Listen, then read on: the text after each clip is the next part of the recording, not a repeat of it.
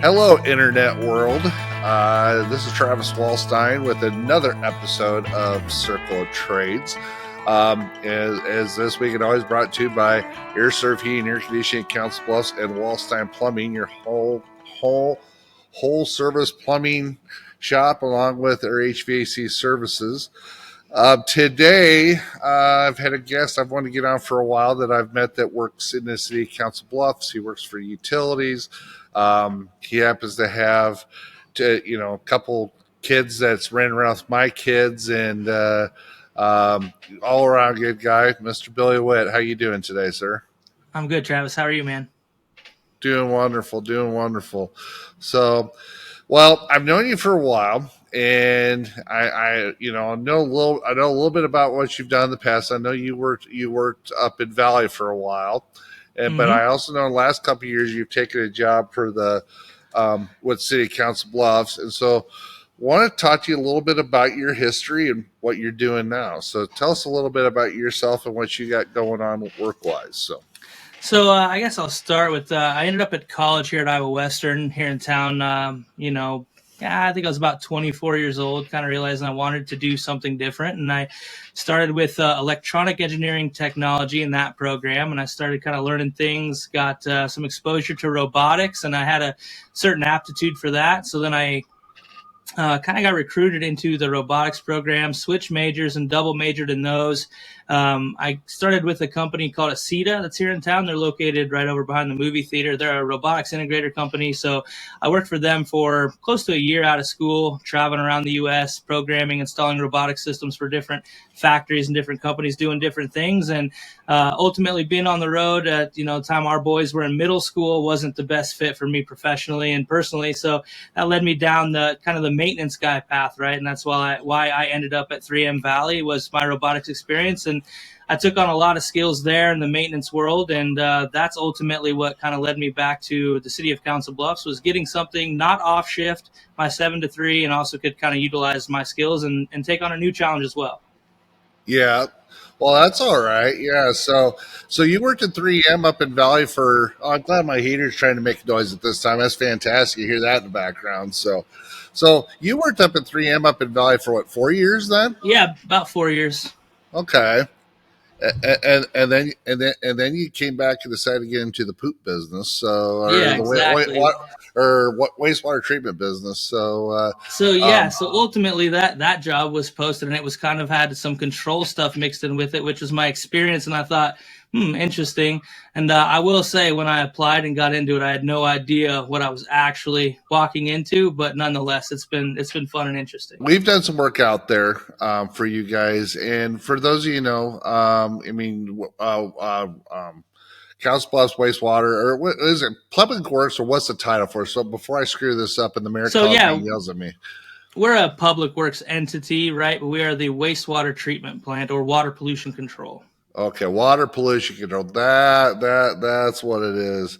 So okay, that's what it is. So, but yeah, no, I know you've been out there, pretty heavily involved. I mean, there's a lot of stuff going on with water pollution control, and as far as what goes on, what you guys do for the city. Obviously, you deal with a lot of sewage, you deal with discharges, you deal with pumps, you guys deal with all kinds of cool, neat stuff that, it's a little stinky, but as long as you can deal with the stinky part, it's all good, right? Yeah, absolutely. So I oversee all 37 pump stations in Council Bluffs. We have, I think, 25 or so sewer stations, and we call those sanitary, and the other ones are storm stations specifically. So we have no cross connections. We have no dual sewer systems. Omaha does have some, that is sewer, water, and storm systems, but those are things that are left in place from a long time ago. That's very hard to kind of develop around once those things are in place. So luckily for us, we don't really cross those things, and we do a lot of diligence to make sure that doesn't happen. It's a big part of our job. So any hoses, things that we use, all have backflow preventers on them. I know you've done a little work for us when we replace those. I don't have a plumbing license. I get to test them and then repair them, but I have to have you come help me when I need a new one.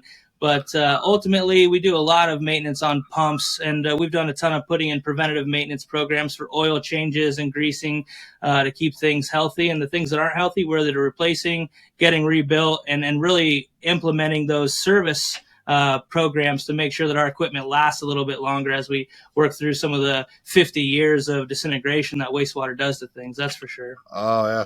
Well, I think if no one ever walked into there or saw, lots of piping, lots of pumps, lots of processes that are going on. Obviously, ultimately, day to day is keeping water safe, because ultimately, once the water's clean and safe, you guys discharge it into the Missouri River, but it's got to be drinkable quality. Am I correct? Not drinkable quality, but any pathogens that can infect any wildlife or any of us that might be boating or using those waterways for recreation. It has to meet a certain cleanliness. Basically, what we do at our plant, a lot of places use chlorine. We're actually a UV plant. We're a little ahead of the game there. So we use UV to kind of scramble the DNA of the microorganisms so they cannot reproduce or infect anything. Really? Oh, that's Yeah. cool then. Yeah, Yeah. very interesting. Yeah, very, very interesting. My favorite part of the whole place, and someday I figure I'm gonna get an opportunity to do this. You got this huge John Deere tractor with the manure spreader. Hey man, we are always there. We have somebody in that thing 8 hours a day. So if you ever wanted to stop by, I'm sure we could get you a shift. You know what? You would not have. I've told you. I said, you get somebody calls me in someday, call me and see what the heck I'm doing. I said, I'd go run it for 8 hours. Yeah, next time we need a guy, Travis, I'll holler, man. Said, hey Travis, what are you doing today? He says, well, I'm really busy. Well, I need someone to run the manure spreader. I said, well, We we'll need put some everything spreading on done. tomorrow. I'll be out. Oh, oh my God. So how many employees do you have? How many employees do you have out there? We have about 20 or 30 people, I think, at the plant total. At the pump stations, it's myself, and then I have 3 mechanics with me. So we have a lot on our plate with the small crew, but luckily for me, coming in, being new to it, one of my guys has been here 25 plus years, and he knows where every spot you got to dig to find the important stuff is. So that's been really helpful with the learning curve for sure. Yeah, no, absolutely. So, but what do you expect? Well, you worked maintenance before up at 3M, but what was this when you got into this? Was this what you expected it to Now, be?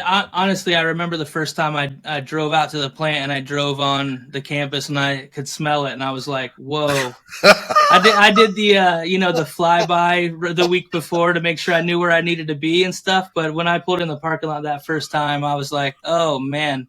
But luckily for me, I have a little bit of a nursing background. When I was in high school, I was a CNA and worked at a care center, so I've been in some tough spots and smelled some things that aren't very fun. So I kind of had to revert back to my little bit of healthcare time to get through it. But a little Vicks vapor rub and breathe through your mouth to get you through some situations every now and again. That's for sure. There you go. You just don't get if you see flying water, you just get out of the way. You close your mouth, right? Yeah. Hope the hell it's from the right side. That's for sure. Oh my God. Oh, so yeah. So you guys got a ton of pumping stations that you guys deal with. Then, so do you guys have to get involved with live your underground piping too? Do you have a lot of issues with the sewer piping? Is that something you get involved with, or is that another department? If I get involved, that means something went really, really bad. And so, actually, here recently, we had a force main break or a spot that had corroded through and began leaking just south of Lake Manawa, there, kind of back by the river entrance area. So, I was heavily involved in that because we were doing some bypassing of stations to just to make the situation safer to make the repair correctly. So, if I get involved in anything with the sewer, it's usually because something broke and I have to bypass around one of my stations to get water to flow away from that area, or we're backed up and something's clogged. So usually it's not fun if I'm involved. Do you guys, with what you do, obviously, do you deal much with the other municipalities at all, or is you just pretty much all for the city council bluffs? Do you deal with Google? Do you deal with any of the stuff down or along 370 that's not necessary to see? Does that fall under your guys' jurisdiction, or is that a totally separate deal? So some of that stuff flows to different places, some of it doesn't. So like the actual Google plant itself, they paid for their own independent pump station, and it's located there just across the interstate from the plant, kind of by the playhouse there, off on the access road on the gravel, right by the interstate. And that is only a pump station that services Google. So a lot of the water we take from there is their cooling system stuff for servers and things of that nature. But they actually are the one instance where we have something like that. Anywhere else that we do take their water, any of the places in town come through just our different pump stations, however the infrastructure is set up. But I'm not sure about Bungie in that situation exactly. I've never heard anybody complain, and we don't go bother them for samples a whole lot either. So I'm not sure where they fall. However, like Plum Rose, any of those places, ConAgra, we're knocking on their door once a week, getting samples for testing and make sure that what we're getting from them meets the standards we have to be able to treat it effectively. So you've got clients obviously you're dealing with to make sure that you're doing what you need to do is doing right. So Absolutely. now, listen, this is maybe down the road a little bit. I know Cattleman's is building. I've heard. I haven't been down by there lately. They're starting to build down by the south plant down there. Is that something? I mean, this could be down the road a little bit. If it's double top secret, don't get yourself fired for it. But are they someone that's you've been in contact with, or is going to be in contact with you as far as that's concerned with some of their stuff, or are they going to have their own separate thing, or do you even know at this point? So the little bit of information that I've been privy to is that basically Council Bluffs has about a 13 million gallon per day capability that we can treat and put into the river. And Google, when they came to town, wanted I think about 3 million gallons per day, but they use under 1 million gallons per day. So we're still kind of locked into that, capability being set aside and planned for and spoken for already. So what we've done is kind of tried to get them to lower what they could do so we could take on some more industry, because they don't use everything that they're asking for us to have set aside for them. And ultimately with their requirement, we're kind of pushing the limit of what we're able to do with the population as it grows, as other industries come in, as we update things, everything gets a little bit hairy as well. So their situation, unfortunately for them, we can't take on what they're trying to do. So they are actually going to be building their own water treatment facility to be able to get some of those things down to where we can treat it from there. Kind of opposite of what maybe Plum Rose does. They don't treat their own water. They just have to meet certain things, dilution, things like that before they can discharge, where these guys are going to be handling that process all on their own. Yeah. So with what you do, it's pretty federally regulated, obviously. Um, very, very much federally regulated. Talk to me a little about that a little bit. How much they're involved? So one fun situation that I have had since I took over was we have one of the truck stops in town had their oil separator had been in disrepair and not working, so we were getting a strong discharge of just used motor oil into our pump station, which gave us like a really strong smell of petroleum. We were getting some of like the oil saturation material that they use in our wet well and in our pumps too. So we had to do some things, run cameras down lines, run some dyes out of these places to figure out exactly where it was coming from, because you don't assume somebody's doing that on purpose, right? That's obviously somebody's unaware of something not working, and so we got to figure out who, because everybody assumes they're in compliance. Well, we found out it was actually like 2 or maybe even 3 places at times that were having a similar issue. So in that scenario, DNR, EPA were both heavily involved, and we had to be very, very, very detailed in our plan of attack to show that we were kind of meeting their requirement on the diligence required to take care of that issue. And ultimately, we knock on a couple doors and say, hey, we're getting oil from you guys. Their initial reaction is, no, you're not. And then they go look and say, oh, our bad. They get it fixed, and we keep an eye on it and go from there. So ultimately, when situations like that come into play, we hear a lot from the DNR and those things. But ultimately, if we're upfront, proactive, and letting them know what we're doing, they kind of stay out of our way and make sure that we're just still handling business per process, I guess, It isn't like you're trying to hammer anybody. You're just trying to make sure that it's safe for everybody. So yeah, exactly. You want to things give the happen. right notification. Hey, we're going to bypass and use this area that we usually don't pump, this kind of water down and whatnot, and how much. That way they know any damage control measures and what to expect. And obviously, all that stuff's public knowledge. So there's going to be a press release of some sort about those things. So you want to make sure everybody's in compliance for sure. Now, last year we did a job down in Hamburg, which is obviously outside your jurisdiction, but what their water treatment facility. This is actually for the city water is what it was, for that. And I did not realize. Obviously, you're on the backside of this, but on the front side of it. So if you're dealing with waterworks on the backside, the certifications and different licensing that's involved with that. So did you, obviously you got people on staff that already have the licensing, but what about you? Did you have to go through that process as far as licensing and getting your stuff up to speed for state Yeah. and federal? Yes, absolutely. So Iowa is actually who regulates any of those licenses, and they have grade 1 through 4, 4 being the highest grade, and that's what our plant is. So your Hamburg plant's probably a little bit smaller, not necessarily needing somebody with that grade 4 to run it. So like our superintendent Don Hudgel, he has a grade 4, and then the supervisors maintain grade 2s or higher, and then anybody that's there that can operate the plant. By themselves or like on an off shift with just them and another guy, they have to hold a grade 2 as well to be able to run our plant operation. So all of us go through some testing. It's pretty stringent stuff. There's an 1,100 question testing pool. You get 110 of them. 10 of them don't necessarily count towards your score. So you're out of 100 and you got to get 70 out of 100. And those are all, you go to the DNR office. Our location is Atlantic. That's where we go to test. Okay. And, you check your phone in. It's pretty formal, and you get your answer at the end of it, whether you passed or failed. And if you failed, better luck next time. We'll see. We'll take your $30 more and hope you come back with a little more info.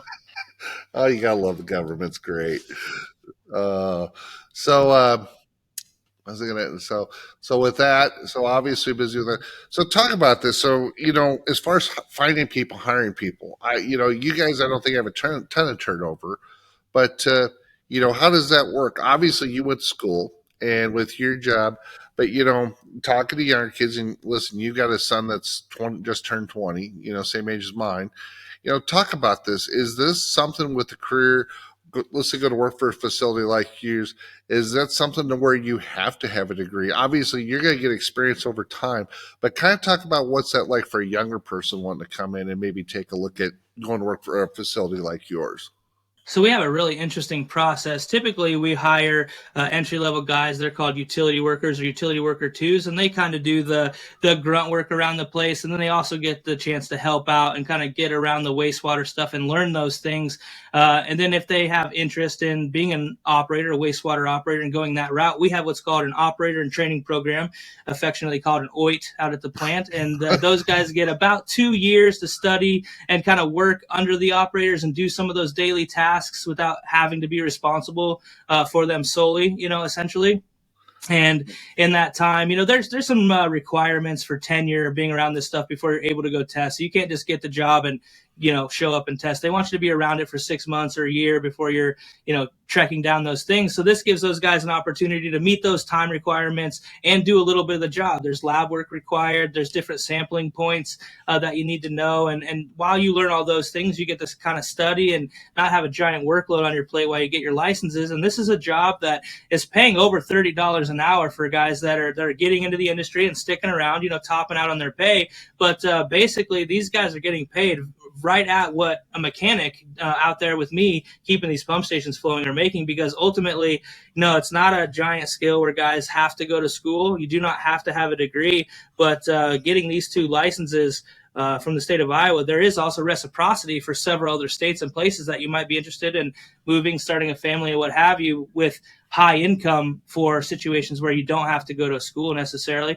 But DMAC is actually starting to offer a really good program. I think they call it the WET program, and that's any water environment technology, I believe is what they're calling it. And they do clean water, wastewater, and they have a 2-year degree program right now that you can start from scratch. And by the end of it, you get your associate's degree in wastewater and all the processes that go along with it. And you would be qualified, and they prep you to be able to get your grade 4 wastewater licenses. So they have a lot of neat opportunities they're finding. And some of the things they touted, like these new operators, they get their licenses. They want to do something fun. So they get these jobs in Alaska for these little tribe towns that need waste. They go there, they take care of their water for 3 weeks. They make a ton of money, and they get to come home for 3 weeks, and they kind of rotate. And it sounds like quite the experience. So that's what Sam, I've told him about. And he's in his mind going to try something like that one of these days, which I think would be interesting. But it's definitely a growing thing. And one of those niches that if you don't get to rub elbows with, you don't really know it exists. And like we talked about earlier, Travis, I kind of walked backwards into this and realized, holy crap, this is a really big industry. And even the 3 years I've been in it, the conferences, the CEU, get-togethers and things like that, the guys that are up there talking, it's not just guys like, they started at the plant and worked their way up and been around it their whole lives. These guys are, getting out of high school and wanting to get into this field, and they're getting biology degrees and all these fun stuff to go do really fun things with it. So it's taken off right now. It'd be a really great time for anybody that maybe doesn't want to go to school, wants to get into something interesting. I think it's a great thing to look at for somebody that maybe doesn't enjoy the conventional things you're exposed to. Yeah, well, that's fantastic. That's fantastic. So, yeah, that's where now talk to me a little bit about you talked. So, where are you guys recruiting people from? So right now, really, we're just posting on our site anytime we need guys, and we get quite a few applicants. Fortunately for us, there's not a lot of people to compete with for jobs at Council Bluffs, so we're one of the premier employers, thankfully, which isn't necessarily a good sign for the town. But as far as recruiting goes, I know my situation with my mechanics. I'm dreading the day that my two more experienced guys retire, because I'm sure they haven't even showed me some of the stuff that I'm probably really need to know where it's at. It just hasn't broken or given us any trouble yet. So I'm not looking forward to that. But I imagine I'll be knocking on the door at Iowa Western, trying to get some young guys that know some little different stuff coming out of school, and we can get them on this path, learning this stuff kind of specifically. It'd be fun for me. Well, and one of the reasons I wanted to get you on this and knowing what you do, listen, this is one of these trades you don't talk about every day. I talk about HVAC, plumbing, that kind of stuff, but it's something, if you don't know about it, you don't know that it's there. And it's a science. I mean, it really is. You talk about lab testing and pumps. I mean, you get a lot of hands on, but it's technically, advanced. So if you're a younger individual, high school, early 20s, something wants to get something that's different, but it's a career because, correct me if I'm wrong, but everything I've seen on water treatment facilities and all these cities have had to upgrade and spend millions of dollars because of federal government. I mean, these are really high skilled jobs, high skilled positions that they're not talking about this job, at Lewis Central Council Bluffs Public, but they're out there and you can make a lot of money and make a great life for yourself. Absolutely, especially with things like we talked about the new meat facility coming just south of town here. When they're going to start treating their own water, they're going to need more and more of these operators that we don't have. I mean, there's 7 or 8 guys running around with those licenses here in Council Bluffs, and we all work together. Yeah, that's that's fantastic. So, but no. So, where did you go to high school? You went to you went grew up in Stanton? Am I remembering that Stanton right? High School, yes, sir. Small, See, sweet town.